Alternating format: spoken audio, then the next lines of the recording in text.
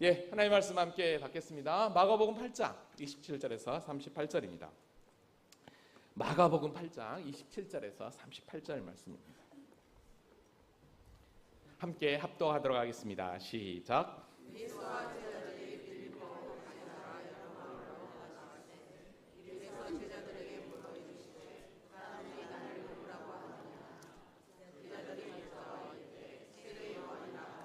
더러는 엘리야, 더러는 선지자 중에 하나라 하나이다.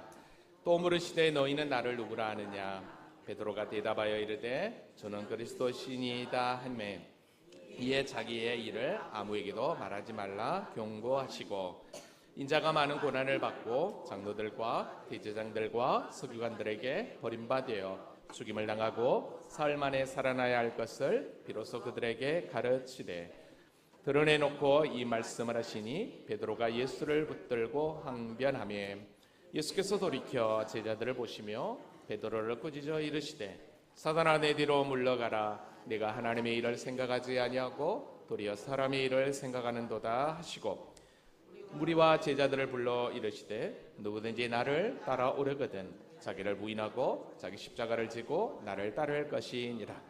누구든지 자기 목숨을 구원하고자 하면 잃을 것이요 누구든지 나와 목숨을 위하여 자기 목숨을 잃으면 구원하리라.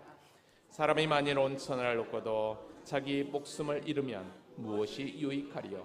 사람이 무엇을 주고 자기 목숨과 바꾸겠느냐? 누구든지 이 음란하고 죄 많은 세대에서 나와 내 말을 부끄러워하면 인자도 아버지의 영광으로 거룩한 천사들과 함께 올 때 그 사람을 부끄러워하리라. 아멘. 하나님은 살아계십니다. 살아계신 하나님은 변함없는 사랑과 은혜로 우리와 늘 함께 하시는 사랑의 하나님이신 줄로 믿습니다. 우리는 지금 계속해서 마가복음을 함께 공부하고 있어요. 특별히 또 지금은 전 세계적으로 2026년 북중미 월드컵 경기로 들썩이고 있어요. 우리나라도 A조로 1승을 해서 뉴스를 틀면 가장 먼저 월드컵 소식이 전해지고 있는 것을 보게 됩니다. 이와 동일하게 성서시대에도 예수님의 그 사역은 이스라엘과 이방인 지역에 엄청난 아주 폭풍과도 같은 그런 일들이 찾아왔다고 저는 생각을 합니다. 그래서 수많은 사람들이 예수님 앞에 몰려들고 있죠.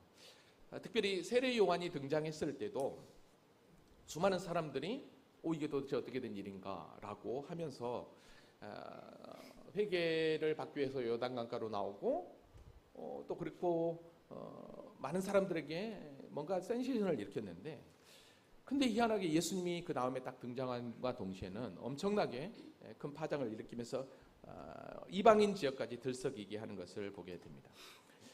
지금 예수님의 사역은 우리가 지금 마가복음을 쭉 공부하고 있으면서 볼 때 거의 이제 사역 거의 마무리를 하고 있습니다.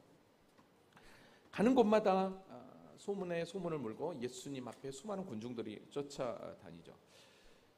그래서 약 한 3년이 넘는 시간을 우리 주님께서 이제 사역을 하셨는데 지금 즈음은 한 2년 반에서 거의 3년 마지막 거의 몇 달 남겨놓은 그런 시점에서의 그런 시간이라고 여러분들이 오늘 본문의 배경을 여러분들이 생각하시면 될 것 같습니다.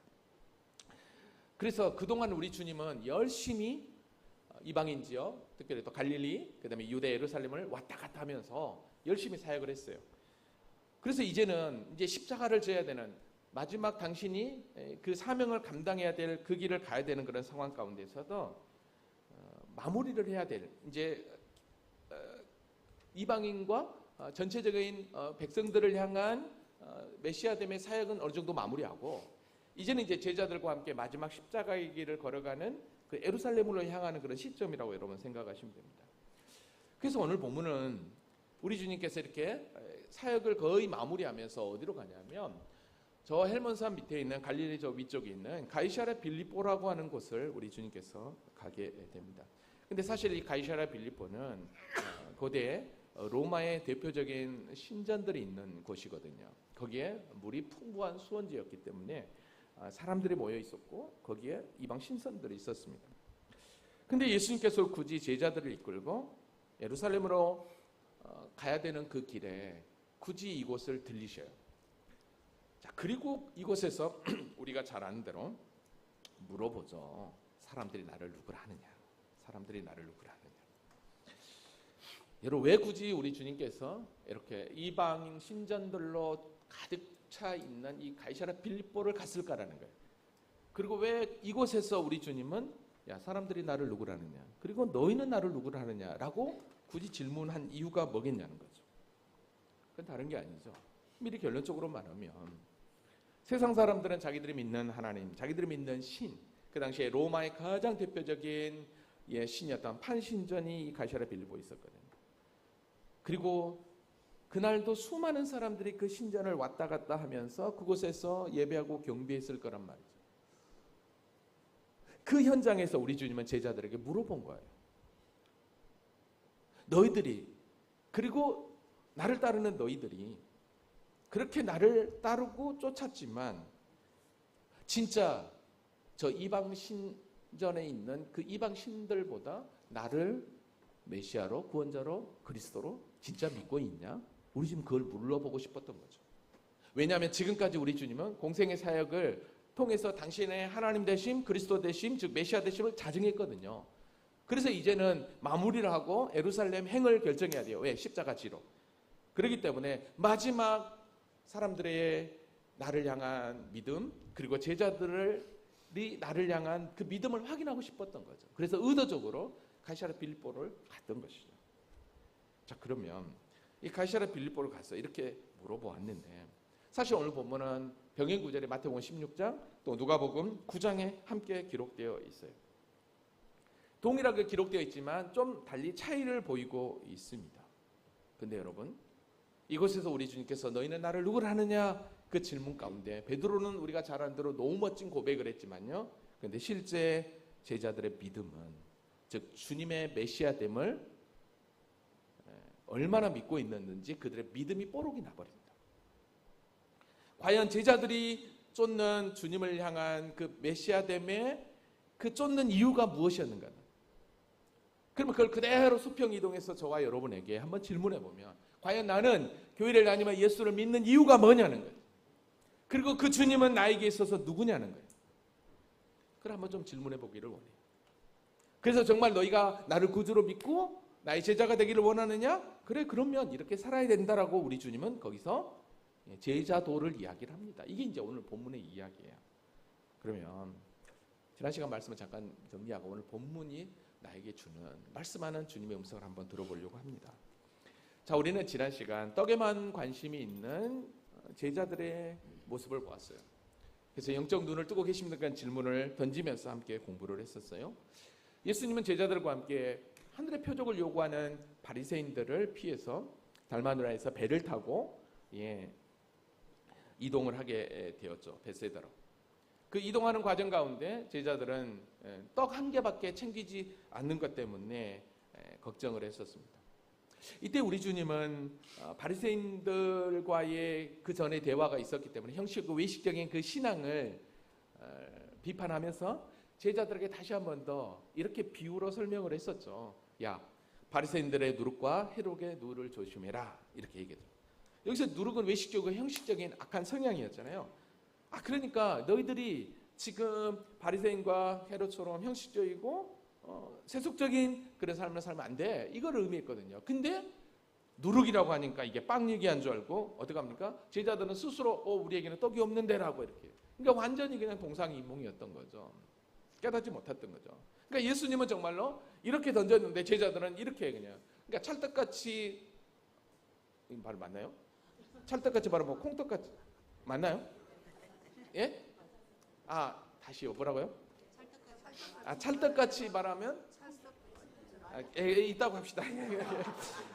이거는 원고에 없어요. 원고에 없어요. 갑자기 생각나서 원고에 있는 말만 하겠습니다. 당황하네요, 제가. 해야 되는데 전혀 알아못 해요. 그러니까 우리 주님께서 이렇게 얘기했던 거죠. 야, 너희들 떡이 없다고, 야, 이게 언제까지 수근거리냐? 너 알지 못하냐? 깨닫지 못하냐? 이 마음이 이렇게 둔하냐는 거죠. 눈이 있어도 왜 보지 못하냐는 거예요. 왜 그랬어요? 예수님은 7병이에요, 5병이에요, 기적을 행하신 분이잖아요. 근데도 어떡합니까? 떡 한 개 가지고 우리 어떻게 하지, 이걸 걱정하고 있었던 것이죠. 그래서 떡에만 관심을 갖고 있는 그들, 예수님의 그 말을 깨닫지 못하는 그들의 모습. 근데 그들의 모습이 배를 타고 벳세다에 딱 도착했을 때 어떤 모습으로 나타났습니까? 어떤 모습이었죠? 소경이었잖아요. 소경이 딱 등장시켰잖아요. 그러니까 소경의 모습은 곧 무엇입니까? 보지 못하고 깨닫지 못하는 모습이잖아요. 그러니까 제자들이 예수님의 수많은 기적과 이적을 보았음에도 불구하고 깨닫지 못하고 알지 못하는 소경의 모습이었던 것을 그대로 반추하고 있었던 것이죠. 자, 근데 소경을 그냥 내버려뒀나요? 아니죠. 우리 주님께서 그를 데리고 밖으로 나가서 1대1로 친히 인격적인 교제를 통해서 안수하니까 어떡합니까? 안전히 보이지 않았지만 사람이 나무가트기 걸어가는 것을 보였고 다시 한 번 더 안수하니까 모든 걸 보였잖아요. 이걸 통해서 우리는 뭘 생각할 수 있었습니까? 우리가 한 번으로 구원받았다고 그냥 다 끝나는 게 아니라 우리의 믿음은 지금이라고 그랬어요. 그래서 지금 내가 성령의 인도함을 받고 말씀의 안수를 받을 때 우리의 믿음은 점점 커지고 나무가 걸어간 것처럼 잘못 보이지만 그러나 환히 더 보는 것처럼 우리는 그렇게 될 거라고 이야기를 했었습니다. 지난주 말씀 생각나십니까? 오케이, 감사합니다. 반응해 주셔서 고맙습니다. 자, 이렇게 영적 소경에 머물러 있는 제자들, 어쩌면 그래서 우리 주님께서는 오늘 본문에 가이사랴 빌립보로 갔을 것 같아요. 왜? 이제는 어느 정도 기적과 이적을 보면서 당신이 메시아 되심을 알고 깨달았으니까 이제는 그게 이제 궁금하고, 그리고 당신이 그동안 왜 이 땅에 오셨는지, 그리고 나는 뭐하러 가야 되는지 십자가의 길을 한 번도 얘기하지 않았거든요. 그래서 이제는 얘기해야 되겠다라고 생각을 하고 의도적으로 가이사랴 빌립보로 향하게 됩니다. 자, 그럼 오늘 본문 한번 가볼까요? 자, 27절 다 같이 한번 읽어볼까요? 자, 시작. 빌립보 가이사 여러 마을로 가실새 길에서 제자들에게 물어 이르시되 사람들이 나를 누구라 하느냐. 아멘. 여러분, 빌립보 가이사라, 여기서 가이사랴 빌립보라고 하는 것입니다. 이 지도를 보면 아까 보았던 대로 갈릴리 저 위쪽에 있는 헬몬산에서 이렇게 늘 이게 만년설이 있는 곳이거든요. 그래서 물이 항상 내려오는, 그러니까 이 가이사랴 빌립보는 이 갈릴리 바다와 또 요단강의 수원지라고도 할 수 있는 곳입니다. 물이 전혀 이렇게 끊이지 않는 곳이니까 농사도 발달되겠죠. 그러다 보니까 군사적, 전략적 요충지도 되고 말이죠. 그러니까 여기에 이제 신전들이 많이 있었던 것을 이렇게 보게 됩니다. BC 20년경에 로마 황제 이 아구스토가 그 당시에 유대 지역을 다스린 헤롯에게 이 땅을 줘요. 그래서 이 땅을 이 헤롯이 이 황제를 위하여 신전을 만들어서 황제에게 바치게 됩니다. 지금 이제 보이는 화면이 바로 이 가이사랴 빌립보 지역입니다. 나중에 이 헤롯이 죽거든요. 그래서 세 아들에게 나라를, 이 땅을, 조그만 땅을 나눠주죠. 그게 이제 분봉왕이죠. 자, 그 분봉왕 가운데 이 빌립이라고 하는 아들에게 지금 이곳, 이두레와 드란 이곳을 통치하라고 합니다. 그래서 이 빌립이 이곳을 통치하면서 이 가이사랴 빌립보 지역을 아주 확장시켜요. 그러면서 그 당시에 황제 이름이 가이사였거든요. 그리고 자기 이름이 빌립. 그래서 이 지역을 황제와 자신을 위해서 빌립보 가이사랴 빌립보라는 이름을 이렇게 청했던 것을 보게 됩니다. 원래 이곳 이 가이사랴 빌립보는 이 파니아스라고 하는 이름이 있거든요. 근데 이 파니아스라고 하는 게 뭐냐면 헬라의 이 판신전이 있는 곳이에요. 이 판신전. 여기 보면 이 고대 신전이 보이시죠? 가장 왼쪽에 있는 신전이 바로 이 헬라의 판신전입니다. 이 신전이 있다라고 하는 것은 수많은 사람들이 많이 있던 곳이죠. 자, 그러다 보니까 수많은 사람들이 들락거리고 있는 것이죠. 자, 이렇게 수많은 사람들이 들락거리는 이곳에서 우리 주님께서 제자들에게 그 길에서 이렇게 물으신 거죠. 사람들이 나를 누구라 하느냐. 이 질문은 세상 사람들이 예수를 어떻게 보고 있고 어떻게 믿고 있느냐, 이 질문인 거죠. 조금 전에 얘기했지만 의도적으로 예수님이 이 가이사랴 빌립보 가이사랴를 간 거예요. 왜냐하면 여전히 세상은 영적 소경이 되어서 메시아를 알지 못하고 하나님을 알지 못하고 헛된 우상을 섬기고 있는 거잖아요. 근데 당신의 메시아로 오셔서 친히 나타나셨는데도 수많은 사람들이 예수께 오는 것보다 오히려 더 그 판신전, 오히려 더 세상의 우상을 향해 나아가고 있는 거거든요. 그래서 영적 소경된 그들, 그리고 제자들에게 다시 한 번 더 당신의 메시아됨을 자증하고 싶었던 것이죠. 사람들이 나를 누구라 하느냐. 이때 제자들이 사실적으로 이야기를 합니다. 제자들이 여쭤와 이르되 세례 요한이라 하고 더러는 엘리야, 더러는 선지자 중 하나라 합니다 라고 물어봅니다. 여러분 세례 요한이에요. 세례 요한. 여러분 세례 요한은 누굽니까? 세례 요한은 예수님보다 6개월 전에 태어난 자죠. 왜 사람들이 그러면 세례 요한이라고 예수님을 생각했느냐 하면 그건 다른 게 아니에요. 여러분 우리가 잘 아는 대로 구약의 마지막 선지자가 누굽니까? 말라기 선지자. 이 구약의 말라기 선지자 이후에 여러분 예수님이 등장하는 복음서까지 약 400년의 우리 주님의 침묵의 시간이 있어버립니다. 이스라엘에게 선지자를 하나도 보내지 않습니다. 400년 동안. 근데 갑자기 낙타토롯을 입고 가죽들을 띠고 요단강가에서 회개하라 천국이 가까웠다 외치는 한 노사도가 나타난 거죠. 그러니까 수많은 사람들 400년 동안 침묵하셨던 그 하나님께서 우리를 위해서 선지자를 보냈네 라고 하면서 어떡합니까? 요단강가에 와서 회개를 받았던 거죠. 세례를 받았던 거예요. 그래서 백성들은 어떡합니까? 저분이 우리가 그렇게 기다리는 메시아인가? 라고 생각을 했어요. 요한이 혹 그리스도신가? 심중에 생각했었어요. 근데 여러분 세례 요한은요 자신이 절대 그리스도라고 얘기하지 않았어요. 메시아라고 얘기하지 않았어요. 나는 그리스도가 아니라는 요한복음에 보면. 그러면서 나는 이사야 선지자가 말한 것 같이 주의 길을 곧게 하고 광야에 외치는 자의 소리밖에 주의 길을 예비하는 자밖에 되지 않는다라고 얘기합니다. 그러면서 요한복음 3장 16절에서는 이렇게 이야기합니다. 야, 내가 주인공이 아니라 나보다 능력이 많은 신이가 내 뒤에 온다는 거죠. 나는 그의 신박과 불도 감당하지 못하겠다라고 이야기를 합니다. 그러니까 지금 백성들은 세례 요한이라고 한 거에 대해서 어느 정도 이해는 가지만 세례 요한은 아니었죠. 그 다음에 또 누구라고 합니까? 더러는 엘리야여라고 그랬습니다. 여러분 엘리야라고 왜 그렇게 얘기하냐면 구약의 마지막 말라기 선지자에 보면 이런 메시지가 있습니다. 만군의 여호와가 이르노라 보라 내가 내 사자를 보내리니 그가 내 앞에서 길을 준비한대요. 그러면서 언약의 사자가 임하는데 말라기 4장 5절에 보면 여호와의 크고 두려운 날에 이르기 전에 내가 선지자 엘리야를 보내겠다라고 얘기합니다. 주님의 크고 두려운 날에 이르기 전에 엘리야를 보내주겠다라고 이야기를 해요. 자, 근데 중요한 것은 예수님께서 지금까지 행하셨던 그 표적들이 우리가 수요일 날 왕상을 지금 17장부터 쭉 이렇게 보는데 엘리야가 등장하고 있거든요. 근데 그 엘리야의 모습이 어떤 모습이었냐면 3년 6개월 동안 비가 오지 않았는데 비를 내리고 가루의 기름과 통에 기름과 가루가 마르지 않고 그러죠. 그 다음에 죽은 아들이 살아나고 이 모든 것들을 보니까 동일하게 예수님의 사역이거든요. 예수님도 그런 능력과 기적을 행하고 있었거든요. 그러니까 정말.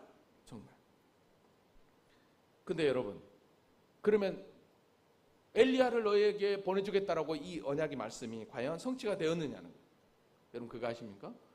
예수님께서는 이미 엘리야가 왔다라고 그래요. 바로 이 엘리야가 누구였냐? 바로 세례 요한을 의미했습니다.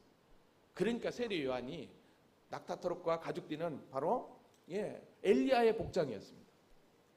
우리가 이제 왕상을 공부할 텐데 엘리야가 하나님의 회의 바람과 함께 승천한 곳이 어디냐면 요단 동편 그 베레아 지역이었습니다. 근데 놀랍게도 세례 요한이 사역한 곳이 바로 그 베레아 지역입니다. 그래서 예수님은 친히 세례 요한이 엘리야의 심력으로 왔다라고 이렇게 표현을 합니다. 그 다음에 이제 또 뭐라고 얘기합니까? 사람들이 선지자라고 얘기합니다라고 얘기해요. 근데 동일본문 마태복음에 보면 이렇게 표현을 하고 있어요. 엘리야나 선지자 중에 하나입니다라고 표현을 해요. 그럼 엘리야는 예레미야나 선지자 중에 하나라고 이야기를 해요. 여러분 에레미야 왜 굳이 여기서 에레미야라고 했을까는 거예요. 여러분 우리가 이제 그래서 성경에 예레미야를 읽을 분은 이렇게 아실 텐데 에레미야는 똑같이 예수님과 비슷한 사역을 해요. 왜냐하면 종교 지도자들을 정확하게 꾸짖고요.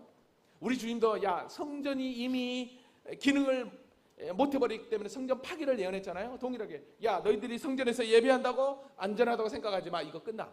그래서 성전 파기를 예언을 했거든요. 그러니까 어쩌면 그렇게 행동을 하니까 예수님을 예레미야로 생각할 수도 있어요. 그러면 선지자 중에 하나입니다 라고 하는 이 표현은 다른 게 아닙니다. 여러분 모세가 신명기 18장 5절에 보면 내 하나님 여호와께서 너희 가운데 내 형제 중에 너를 위하여 나와 같은 선지자를 일으키겠다라고 말씀합니다. 그러니까 나와 같은 선지자, 모세와 같은 선지자예요. 그러면 모세와 같은 선지자는 무엇입니까? 애굽에서의 그 고난 가운데서 출애굽을 시켜 가나안 땅으로 이끌어가는 그 구원자 대신 그런 모세 능력의 기적과 이적을 베푸는. 그러니까 유대인들은 모세와 같은 그런 선지자가 나타나서 저 로마로부터 구원해줄 정치적 메시아를 요구했던 것이죠. 근데 지금 예수님께서 행하신 기적, 그 다음에 수많은 사람들을 이끌어가는 그 권위, 그 모든 것들을 보니까 선지자의 모습도 보이는 거죠. 또 세례 요한의 모습도 보이고, 왜? 세례 요한은 이미 이제 목배임을 당해서 죽은 상태거든요. 그리고 엘리야의 모습도 보이고 말이죠. 근데 그거 아십니까? 지금 이렇게 그들이 얘기를 했지만 실제 이 구약에 나타난 엘리야의 모습, 예레미야의 모습, 선지자의 모습, 또 이 세례 요한의 이 모습들은 하나같이 다 오실 메시아가 어떻게 하실 것인가에 대한 예표로서의 사명을 감당한대. 그들은 주인공이 아니었던 거죠. 우리가 잘 아는 대로 예수님이 행하신 기적은 다 뭐라고 그랬어요? 표적이라고 그랬습니다. 표적은 곧 세메이온이라는 거예요. 세메이온은 표지판이었던 거죠. 안내판이었던 거예요. 우리가 목적지를 향해 가는 데 있어서 안내판밖에 되지 않는 게 표적이었어요. 그러니까 우리 주님은 연하의 표적밖에 보일 게 없다라고 하는 것은 무엇입니까? 바로 십자가의 죽음과 부활이었던 거죠. 그러니까 진짜 이들이 얘기했던 다른 세례 요한, 다른 엘리야, 에레미야나 선지자 하나입니다. 사람들이 그렇게 얘기했다라는 것은 알기는 알았지만 진짜 예표로서 등장했던 그들만 이야기했지 실제 메시아로 오신 그 예수님을 온전히 믿지 못한 고백이었던 거죠. 진짜 메시아가 오셨는데 말이죠. 그래? 그러면 너희들은 나를 누구라 하느냐 물어보는 거죠. 너희는 나를 누구라 하느냐. 그때 성지급한 베드로가 손을 막 드는 거예요. 네! 주는 그리스도십니다 라고 이야기를 하는 거죠. 마태복음에서는 뭐라고 얘기합니까? 주는 그리스도시요 살아계신 하나님의 아들입니다 라고 멋지게 이야기해요. 누가복음에서는 하나님의 그리스도십니다 라고 이야기를 합니다. 여러분, 주는 그리스도라는 거죠. 여러분, 왜 주님은 그리스도라는 표현할까요? 여러분, 그리스도라는 뜻은 기름 부음을 받는다는 뜻이에요. 기름 부음을 받는다는 이 뜻은 히브리어로 메시아라는 뜻입니다. 그러니까 메시아는 곧 구원자라는 뜻이고 그 구원자는 그리스도라는 뜻이 되는 것이죠. 그러면 왜 메시아, 즉 구원자가 왜 기름 부음 받는 자냐는 거예요. 여러분, 기름 부음은 구약에서 제사장, 선지자, 왕에게만 보았습니다. 그러면 제사장은 하나님과의 관계를 이어주는, 선지자는 하나님의 계시를 선포하는, 왕은 나라를 다스리는. 그러니까 앞으로 올 그 왕은, 즉 이렇게 선지자로, 제사장으로, 또 왕으로 통치하고 다스릴 개념으로 이해했던 거죠. 그러니까 이제 메시아로 본 거죠. 그러니까 메시아는 곧 기름 부음 받는 자. 그래서 주는 그리스도시오라고 표현한 건 다른 게 아니라 당신은 하나님께서 약속하신 기름 부은 자, 메시아입니다, 구원자입니다 라고 이야기하는 거예요. 여러분 얼마나 멋집니까? 근데 여러분 한번 봐보십시오. 지금 베드로가 한 이 고백, 주는 그리스도십니다, 주는 우리의 메시아입니다, 우리의 구원자입니다 라고 이렇게 고백했는데, 이 베드로의 이 고백이 과연 진짜 우리 주님이 메시아로 오셔서 감당해야 될 그 사역에 합당한 그 메시아로서 부합한 믿음의 고백이었느냐는 거예요.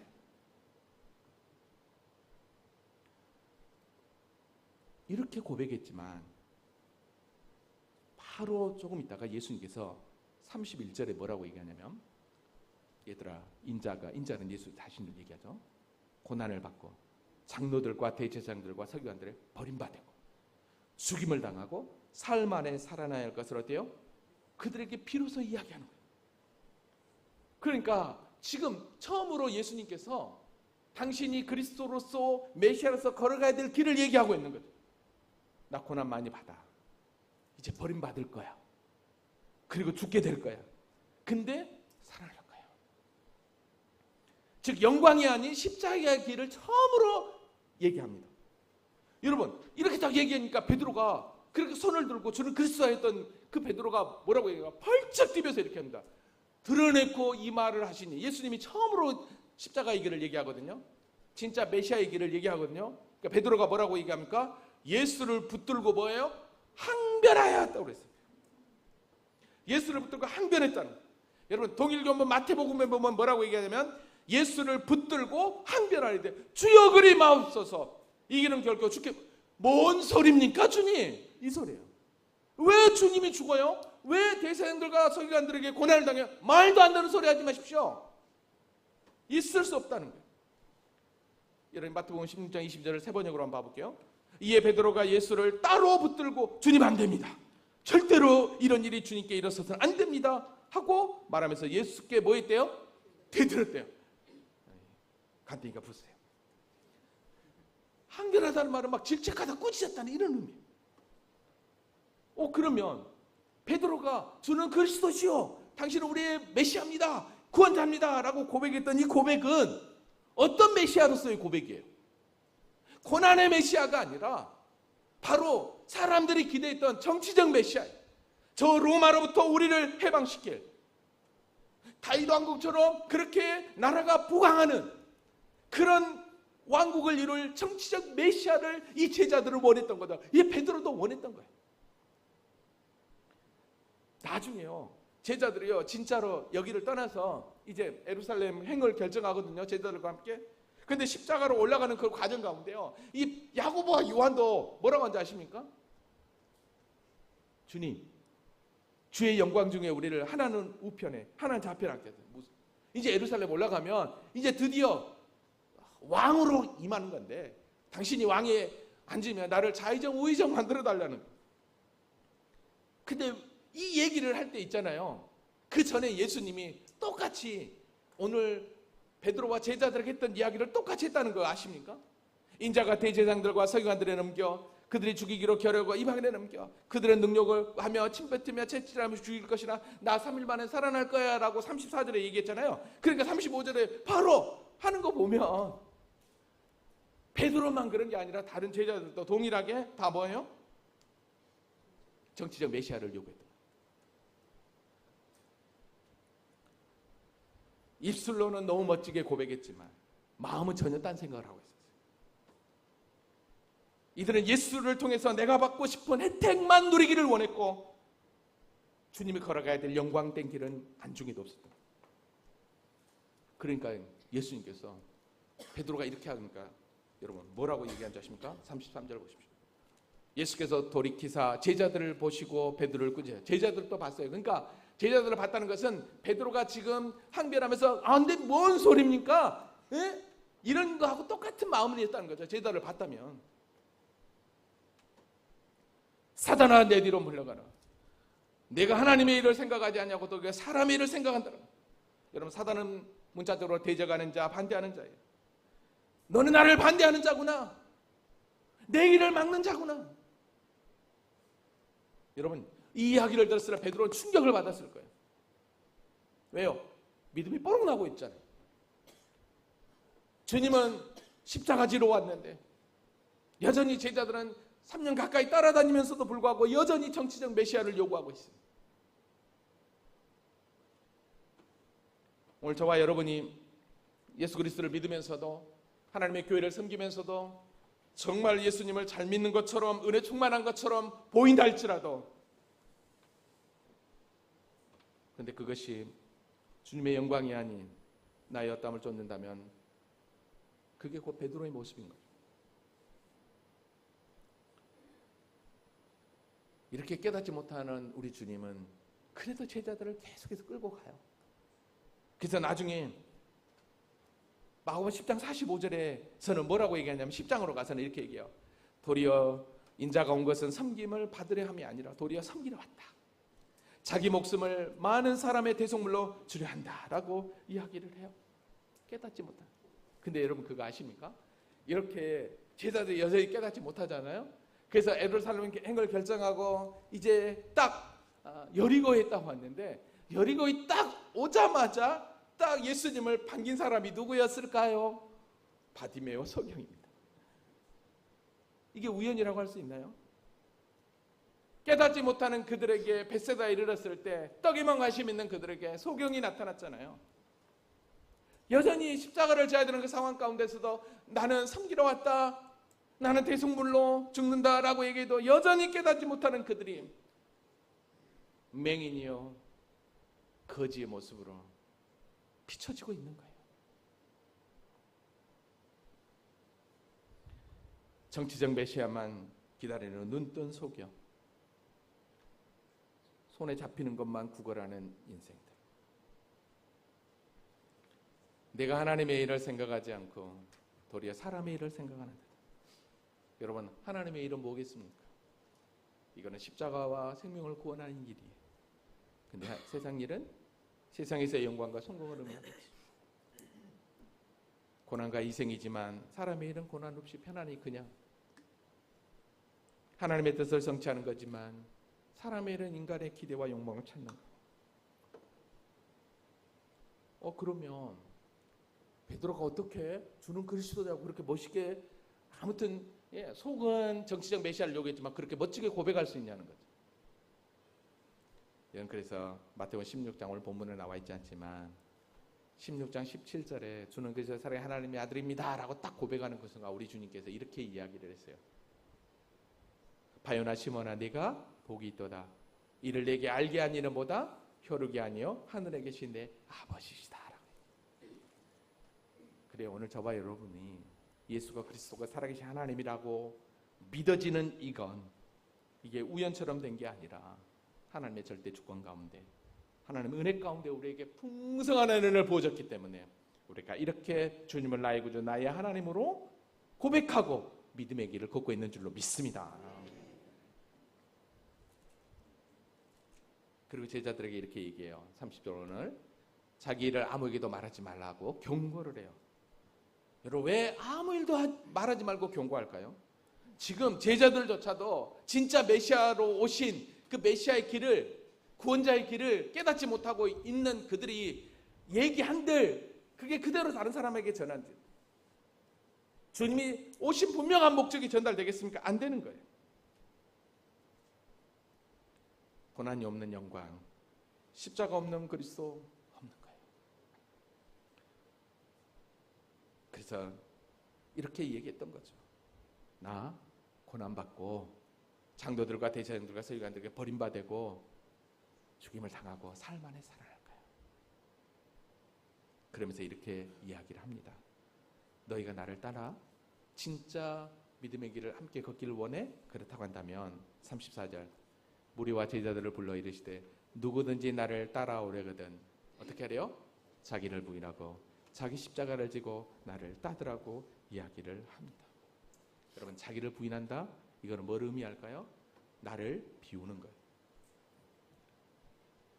내 삶 중심에 나를 두는 것, 내 생각, 내 계획이 옳다고 하는 자기중심적 이 자아를 완전히 깨버리는 거예요. 내가 내 삶의 주인이라고 하는 권리 증서를 찢어버리는 행위가 뭐예요? 자기를 부인하는 거예요. 그럼 누가 주인인가요? 우리 주님이 주인인 거죠. 자기 십자가를 지고 따르라고 그래요. 여러분, 이거는 그 당시에 십자가형을 그대로 이야기한 거예요. 죄인들이요, 십자가를 질 때요 죽거든요. 근데 자기가 질 십자가를 지고 가서 직접 죽어요. 예수님도 그래서 이 비아돌로사 골고다의 길을 당신이 친히 십자가를 지고 간 거예요. 자기 십자가를 지고 가는 것은 나의 죽음을 내놓는 거예요. 그리고 나를 따를 것이다. 너가 혼자 가는 게 아니라 주님의 길을 가라는 거예요. 자아를 부인하고 자기 십자가를 지고 가면서도 어떻게 합니까? 자기 길 가는 사람이 있어요. 아니야, 주님의 길을 가야 되는 거예요. 교회 안에서 나는 죽고 나는 예수로 산다라고 하면서 자기 십자가 지고 간다고 생각하는 분들, 근데 뭐예요? 주님의 길이 아니라 자기 길을 가고 있는 거예요. 오늘 여러분 어떻습니까? 주님이 원하시는 길을 따라가고 있습니까? 자기 길을 가고 있습니까? 너는 나를 따를 것이냐? 그러면서 자기 십자가를 지고 가는 그 삶을 이렇게 이야기를 합니다. 누구든지 자기 목숨을 구원하고자 하면 잃을 것이요 누구든지 나와 복음을 위하여 자기 목숨을 잃으면 구원하리라. 사람이 만일 온 천하를 얻고도 자기 목숨을 잃으면 무엇이 유익하려? 온 천하를 얻고도 자기 목숨이 끝나버리면 그걸로 뭐냐는 거 아무것도 의미 없는 거죠. 사람이 무엇을 주고 자기 목숨과 바꾸겠냐? 여러분, 목숨과 바꿀 만한 게 뭐가 있어요? 죽음이 찾아오면 꽝이잖아요. 아무것도. 누구든지 이 음란하고 죄 많은 세대에서 나와 내 말을 부끄러워하면, 그러면 여기서 나와 내 말을 부끄러워하면 이게 뭐겠냐는 거예요. 그게 조금 전에 얘기했던 자기를 부인하고 자기 십자가를 지고 주님을 따라가는 것. 그게 뭐예요? 나와 내 말을 부끄러워하지 않는 거예요. 그 삶을 살면 인자도 아버지의 영광으로 거룩한 천사가 되고 올 때 인자도 아버지의 영광으로, 즉 주님의 재림, 그때는 심판주잖아요. 그때 오실 때는 어때요? 부끄러워하지 않을 거라는 거죠. 오늘 동일한 본문 마가복음에 보면, 마태복음 보면 마태복음 27장에 이렇게 나와 있어요. 인자가 아버지의 영광으로 그 천사들과 오르니 그때 각 사람이 행한 대로 갚으리라. 진짜 십자가의 길, 자기를 부인하는 길, 주님을 따라가는 길을 걸어갔느냐는 거예요. 이제 말씀을 정리합니다. 오늘 저와 여러분은 예수를 어떻게, 누구로 고백하고 계십니까? 여전히 내가 원하는 것을 채워주시는 분으로, 머리로만 믿고 고백하느냐는 거예요. 아니면 정말로 나는 죽고 십자가를 지고 주님을 그리스도로 모시고 따르는 삶을 가고 있냐는 거예요. 어떻습니까? 오늘 저와 여러분의 인생, 물론 주님의 길을 걷다 보면 때로는 자존심도 상하고 부끄럽기도 하고 분을 참지 못할 때도 분명히 있을 것입니다. 근데 여러분, 우리 주님도 우리보다 그런 더 심한 길을 걸어가셨다는 거죠. 왜? 우리의 구원을 위하여. 근데 그 길이 오히려 더 주님의 영광의 길이고 믿음의 길을 걷는 우리의 믿음의 정도라면 저와 여러분, 그러면 어떻게 걸어가야 되겠냐는 거죠. 너희는 나를 누구라 하느냐? 그래요, 주님은 나의 구원자, 메시아, 그리스도고 나의 왕이십니다. 그리고 주님은 나의 완전한 주기에 내가 더 주님을 겸손히 따라가며 주의 길을 가겠습니다라고 주님만을, 우리의 시선을 향하여 주님만을 바라보며 나아가는, 그래서 정말 주님 앞에 섰을 때 자리다 칭찬받을 수 있는 우리 모두가 될 수 있기를 주님의 이름으로 기도합니다. 다 같이 자리에서 일어나시겠어요?